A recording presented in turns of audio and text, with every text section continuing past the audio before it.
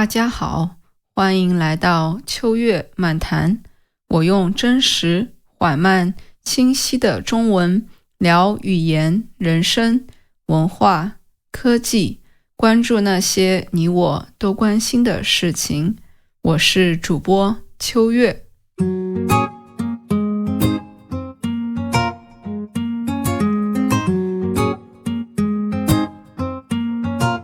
嘿，朋友们，大家最近怎么样呀？这一期播客里，我们来聊一个很有意思的话题，那就是文化输出。文化输出指的就是一个国家或者地区把他们的文化输出到其他的国家和地区。那输出的内容除了大家在一般意义上理解的文化产品，比如说他们的影视作品，他们的一些文化上的一些产品之外，还可能包括这个国家的一些价值观念等等。因为在文化作品当中，这个国家的文化具体来说，他们怎么看待这个世界，怎么看待和别人的关系等等，这样的一些价值观念也会被融入到作品当中，然后被输出到其他国家和地区。那我为什么想聊这个话题呢？是因为自从我在欧洲生活以来，其实我是能够感受到在欧洲很多人对中国的一些观念的转变，而这个转变其实和中国的文化输出有很大的关系。不管这个文化输出是由政府主导的，和政治没有太大关系，更多是每个人在通过自己的内容创作方面潜移默化的达到一种文化输出的效果。那我先来聊一聊我在欧洲这几年生活的一些观察吧。今年早些时候，大概是2、3月份的时候，我看到一则新闻，是说有人向荷兰的铁路管理局投诉，说他们在火车上的广告牌上看到有关于中国新年的一些祝福语，他们认为这是一种政治宣传，但是这个荷兰的铁路管理局就说这只是一种商业行为，和政治没有什么关系。当然这个新闻后来也没有什么后续，但是你可以看到其实这里很多人还是会把很多文化上的一些交流和政治联系起来。我并不是说这两者之间没有联系，我只是惊讶于真的会有人去在意这样一些很小的事情。但反过来想，这样的事情看起来非常小，只是在火车上的一个标语而已，但潜移默化的确可能会影响大家对于一个国家的认知，不管是正面的还是负面的。在我来欧洲之前，我并没有在欧洲或者说美国之类的西方国家生活过，但我对于这边唐人街的存在肯定是有听说过的。但是在我来之后，我发现其实中国的文化输出在很久很久以前就已经开始了，唐人街本身的存在就是一个很好的例子。那在唐人街，大家第一想到的事情就是中国餐馆，那中国的饮食的输出就是文化输出当中的一部分。同时我也很惊讶于至少在荷兰大家是怎么去庆祝中国新年的。虽然也还仅仅是集中在唐人街这个范围内，但是当在中国新年的除夕或者说第一天、第二天的时候，我还是会看到很多人来唐人街看中国的新年的一些表演，有时候是舞狮，有时候是一些其他的表演。但我很惊讶，就是有这么多人很感兴趣，并且就专门到唐人街来看。说实话，有时候这些表演其实在国内都看不到的，主要是因为他们太过于传统中国文化了。我们从小到大看的太多，在电视上看的太多，所以在现实生活当中，对于这样的舞狮之类的表演并不是非常感兴趣，但是在这里却是中国新年文化的一个代表。所以从这个意义上来说，中国的文化输出在很久以前就已经开始了，但是在最近的这2-3年，文化输出带来的大家对中国印象的改变却更大了，主要有下面这几个方面。一个呢，就还是和饮食相关的，那就是奶茶文化。5年之前，也就是我刚来荷兰的时候，在阿姆斯特丹的确是有一些奶茶店，但并不是很多。但是到5年之后，也就是现在，可能一条商业街上会有2-3家奶茶店，有些是在荷兰居住的中国人或者有中国背景的人去开的一些奶茶店，还有一些是在中国本身就比较成功的一些品牌，在荷兰的唐人街范围内开的连锁店，而且他们的生意都很好，去光顾的人自然中国人是有的，但更多的是本身就在荷兰出生长大的当地人。但在荷兰的这些奶茶店，他们的产品其实和现在正在中国受欢迎的奶茶产品还不太一样。至少在我过去几年回国的过程当中，喝的那一些奶茶相对来说都比较怎么说清淡，也就是说他们会真的去用茶叶作为基底，然后加上一些牛奶或者别的一些添加物，或者说就完全是很清淡的茶的口味。所以这和至少在荷兰的奶茶店卖的奶茶就不太一样。但无论如何，我觉得奶茶是中国文化输出里的又一个新的里程碑。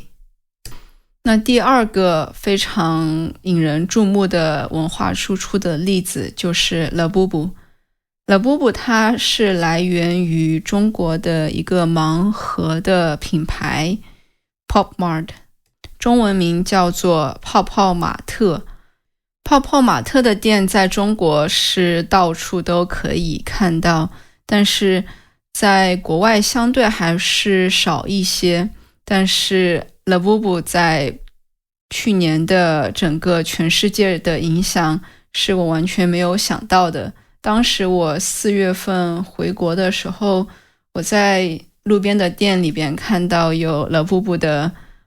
盲盒，我本来还在想要不要给我在这边的朋友买一下。结果当我回到荷兰之后， Labubu 突然就火了起来，然后不管是在国内还是在国外的一些店， Labubu 的价格就飞涨。当时我就在想，在回国的时候就应该买一些的。第三个我观察到很成功的中国文化输出，就是一个 YouTube 频道叫做李子柒。现在他的 YouTube 频道有3000多万人的粉丝，然后每一期视频基本上都有2000万、3000万的观看的数量，而它的内容就是很有意思的真正的中国传统文化，比如怎么从零开始做粽子，或者怎么从零开始做中国的一些传统布料的染色等等。当然他的成功和他的拍摄手法以及讲故事的方式离不开关系，但是他的内容其实是中国文化输出非常成功的一个例子，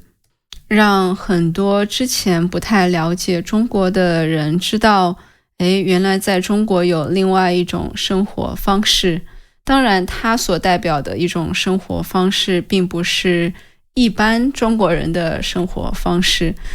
他的这种田园生活在中国也是有很多人很向往的。最后一个比较有意思的就是也是和 YouTube 相关的吧，就是在去年有一个很有名的 YouTube 博主，我不太记得他的名字了，去中国的好几个城市旅行，然后也在做直播，然后观看的人就特别多。然后今年的话呢，另外一个 YouTube 博主 Ludwig 在中国来了一场骑摩托穿越中国的旅行，当然同时他也在不断的直播他的旅途，以及在途中见到的人、吃的东西、看到的风景等等。那通过这个方式，很多没有去过中国或者对中国一点了解都没有的人就会知道真正的中国是怎样的。就不管他们去中国做直播最终的目的是什么，但是他们让其他国家的人看到了中国之前可能没有呈现出来的一面，这也就是文化输出的一种形式了。当然真正的文化输出，中国其实还有很长的一条路要走，尤其是和比如另外一个东亚国家日本比起来，日本的文化输出可以说非常的成功到什么地步呢？那就是几乎每一个我知道的荷兰人对于日本的印象都非常的正面，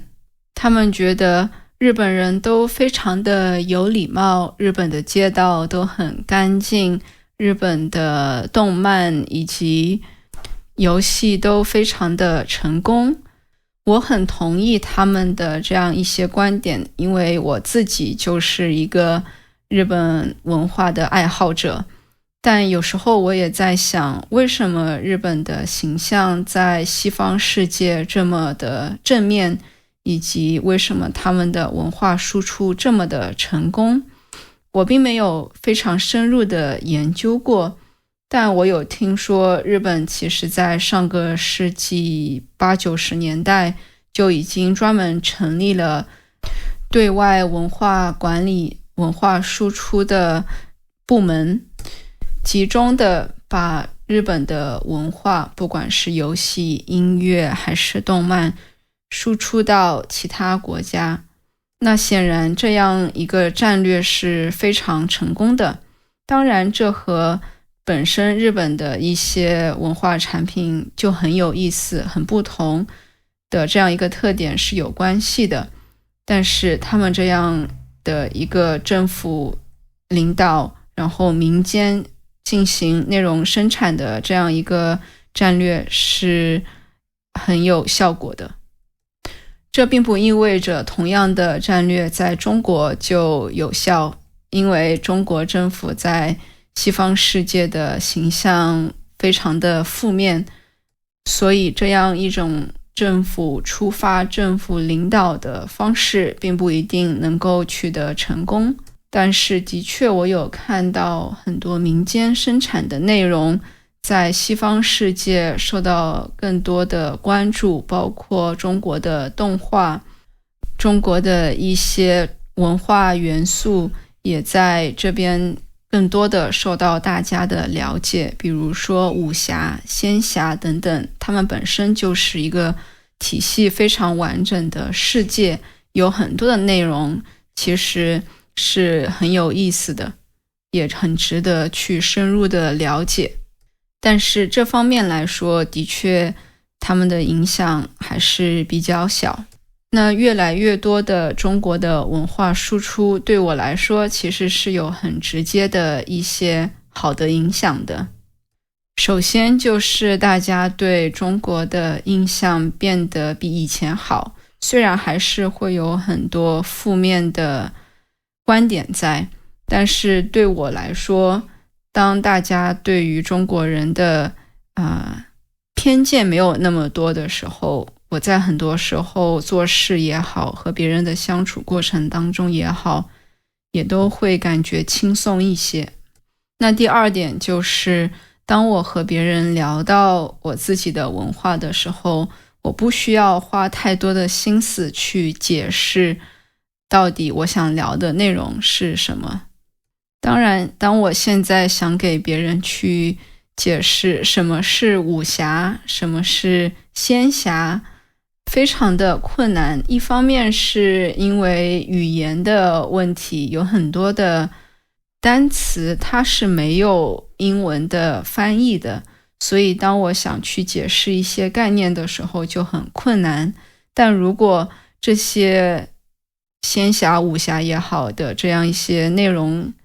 已经在这边受到了比较广泛的传播，那我就不用花太多的时间去解释。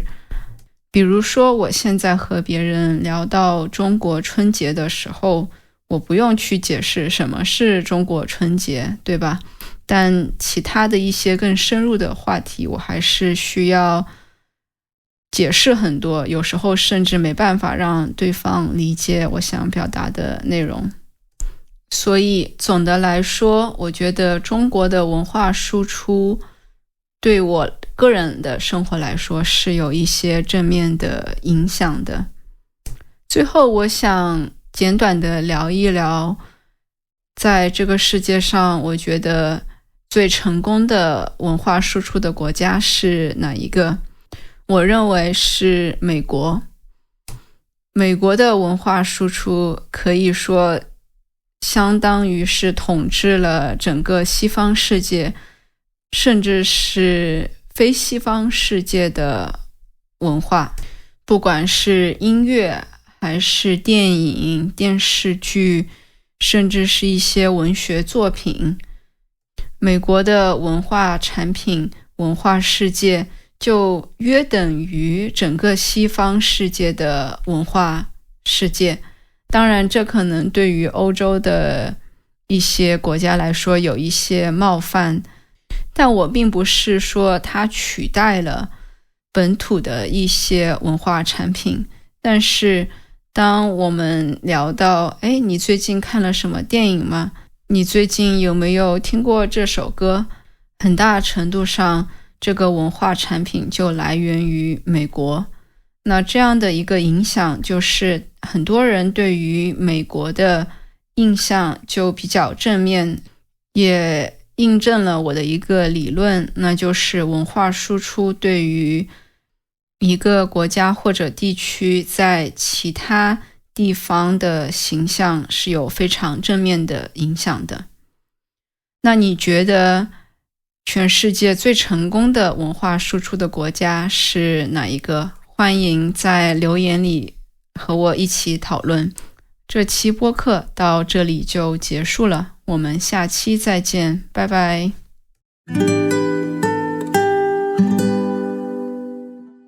秋月漫谈是一个面向中文中高级学习者的中文播客，我用清晰而缓慢的中文聊你真正关心的话题。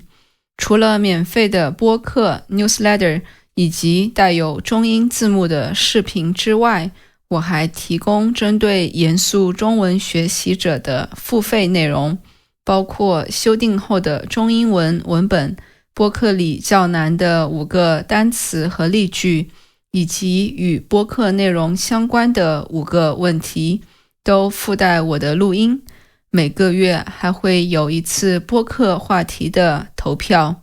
感兴趣的话，欢迎查看我的 Patreon 内容。谢谢你的收听，我们下期再见。